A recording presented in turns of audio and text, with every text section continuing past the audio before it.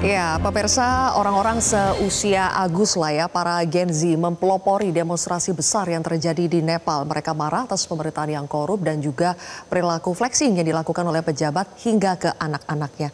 Jadi Agus, apa pelajaran yang bisa dipetik dari apa yang terjadi di Nepal itu menurut kamu? Kalau saya melihat bahwa apa yang terjadi di Nepal itu hampir mirip dengan yang terjadi di Indonesia. Karena sebelum adanya aksi demonstrasi besar-besaran di Nepal itu sebetulnya kondisi ekonominya juga tidak baik-baik saja, Mbak. Ketika misalkan anak-anak mudanya khawatir dengan lapangan pekerjaan yang tersedia tidak mencukupi untuk mereka. Kemudian terkait dengan misalkan daya beli masyarakatnya yang menurun, ditambah ada pola perilaku korupsi juga di tataran pemerintahnya, ditambah dengan tadi ada flexing juga. Nah, ini kan sebenarnya hampir mirip dengan apa yang terjadi di Indonesia, dan kemarahan orang muda di Nepal ini rasa-rasanya juga menjadi bentuk akumulatif kekecewaan terhadap pola penyelenggaraan negara di sana. Nah, saya rasa Indonesia sedikit lagi mungkin bisa di titik itu, Mbak. Kalau semisal per hari ini baik DPR, baik pemerintah, baik TNI, Polri, partai politik tidak menunjukkan itikat baiknya untuk berbenah diri. Karena mau bagaimanapun yang namanya amarah publik itu harus diredam dengan cara menuntaskan akar masalahnya. Tidak bisa hanya kipas-kipasin asapnya ya? Kipas-kipasin asapnya saja untuk misalkan meredakan amarahnya untuk sementara waktu. Gitu, dan pada akhirnya ya akan jadi bom waktu. Makanya, mungkin ini jadi tugas berat juga nanti untuk Bang Doli dan kawan-kawan di DPR. Nah, langsung gitu aja Bang Doli ditanggapin. Bang Doli, kita tentu tidak ingin, meskipun katanya kok ini mirip dan sedikit lagi, tapi tentu kita tidak ingin apa yang terjadi di Nepal itu juga terjadi. Jangan sampai, Bang Doli. Jadi tadi jawaban dari DPR untuk berbenah itu seperti apa komitmennya? Boleh ditegaskan lagi Bang Doli? Iya, saya kira yang harus sama itu adalah tetap bahwa masyarakat harus kritis, ya, harus terus mengontrol, mengawasi, mengawal. Ya, kalau pejabatnya salah ya memang harus dihukum gitu. Nah, tapi yang kita tidak harus ikuti adalah kerusuhannya, kan kira-kira begitu.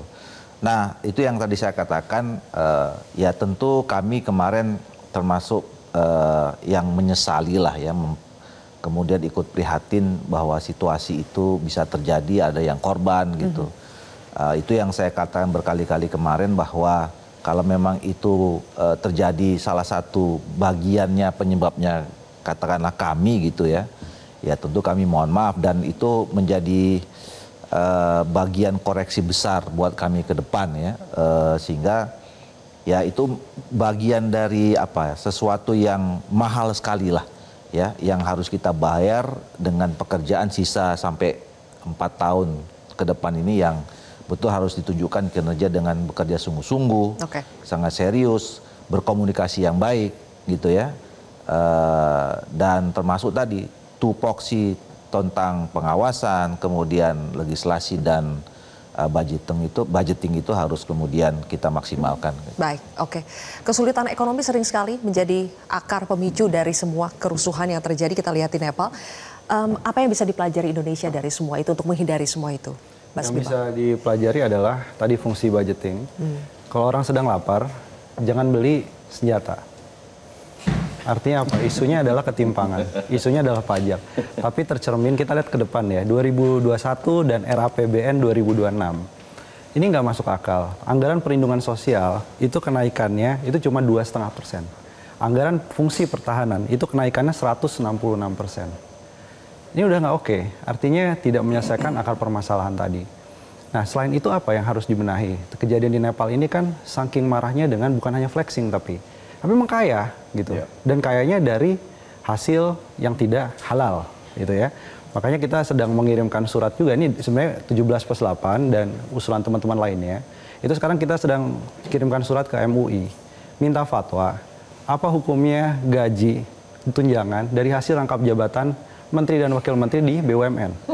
Tapi satu lagi Mbak, ini yang harus diselesaikan karena akar masalahnya juga adalah ketimpangan di dalam pemerintahan sendiri, eksekutif. Jadi rata-rata kekayaan menteri di era Pak Prabowo itu naik 50% dibandingkan era Pak Jokowi, kabinetnya.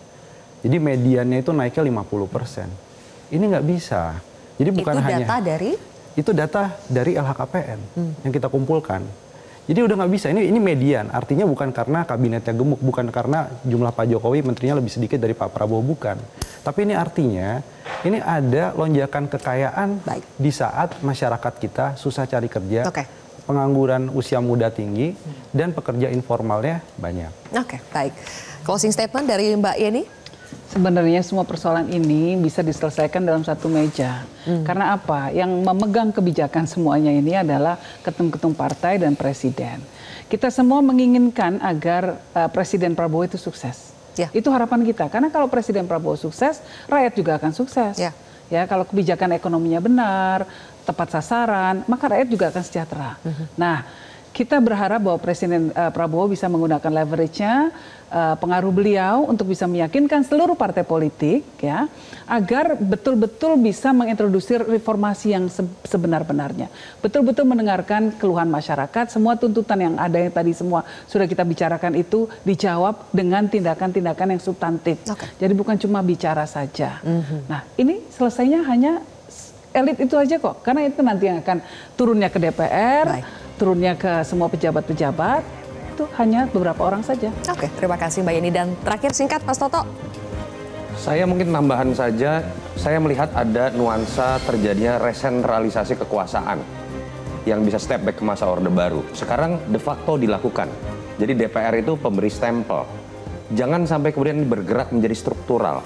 Karena Pak Presiden bahkan sudah mulai mengatakan bahwa dia tidak suka pilkada langsung. Artinya ketika de facto kita melihat ada kekuasaan yang terlalu terpusat hanya pada satu orang, sehingga check and balance tidak terjadi, masyarakat bingung harus teriak kemana, paling tidak kita juga harus berhati-hati dengan adanya upaya untuk membuat resentralisasi kekuasaan itu bahkan nanti dibenarkan melalui jalur struktural, apalagi kalau misalnya sampai mengarah kepada pemilihan presiden tidak langsung. Saya harus ekstrim mengatakan itu. Baik, inilah suara-suara dari masyarakat kita dalam program kontroversi. Terima kasih rekan-rekan semua sudah hadir. Pemirsa, jangan biarkan 17+8 terkubur dalam rapat dan basa-basi belaka. Kawal 17+8 dan juga tuntutan rakyat lainnya, karena suara rakyat adalah suara Tuhan. Saya Zilvia Iskandar pamit undur diri. Terima kasih telah menyaksikan kontroversi. Download Metro TV Extend sekarang.